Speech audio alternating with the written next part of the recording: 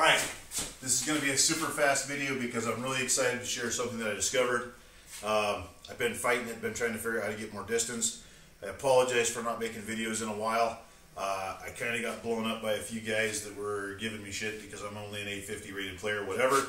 With that being said, if you're a 900 rated player or better, go ahead and keep scrolling because this probably isn't for you. What this has been about and what this entire channel was designed to be is my journey as a new disc golfer. I have been fighting nose up. Oh, let's wait a second. We're going to give those 900 rated players a chance to, leave us alone because we're a bunch of kids and we're just trying to learn something new here. Okay, pause, wait. All right, are you all gone? We're down to just the newbies. Guys trying to learn something new?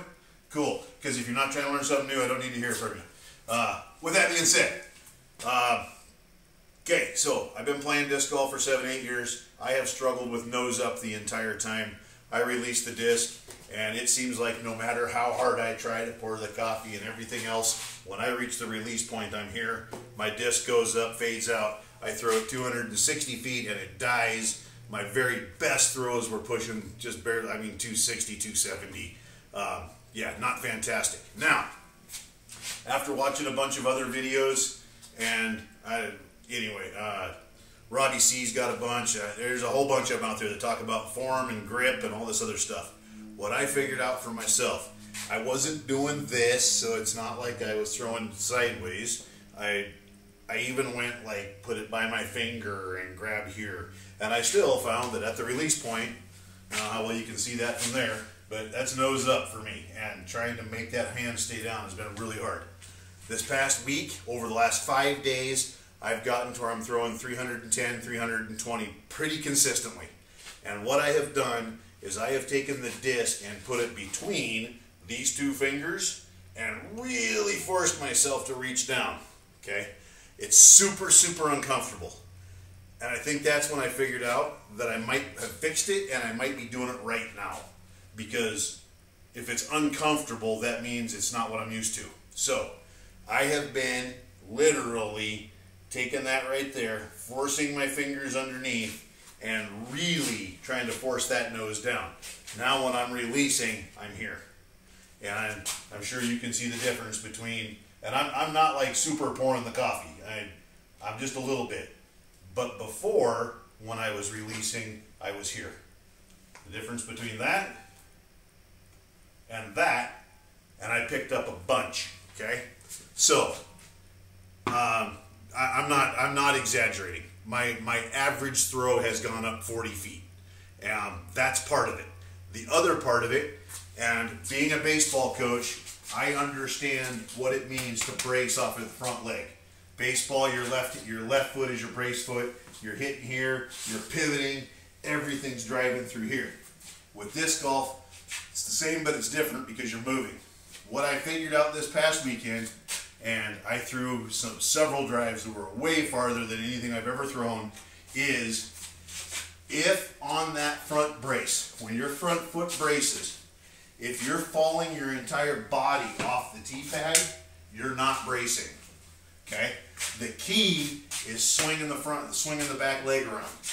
What I'm finding is if I brace and I throw hard, and this foot comes around, my foot acting like a gate tells me that I'm keeping my weight behind this foot, okay?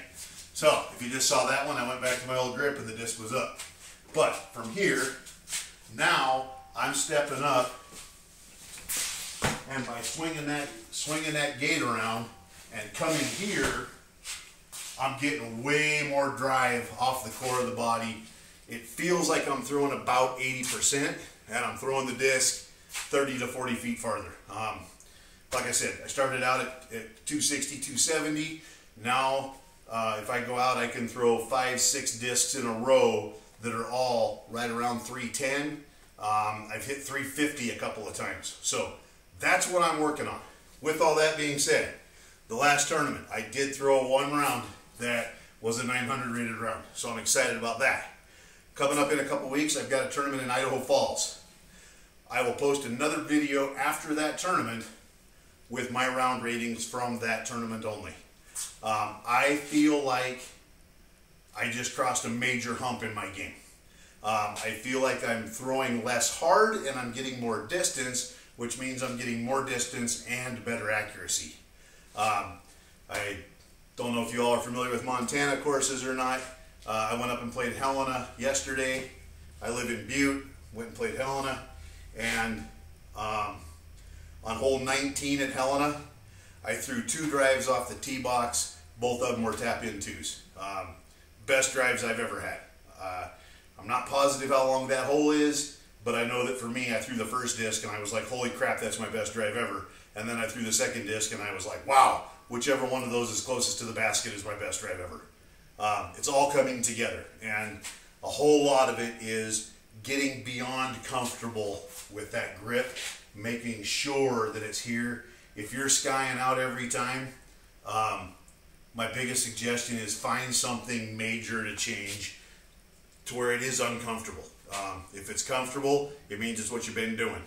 If you're throwing it and it's just going up, getting pretty high and then kind of fading back,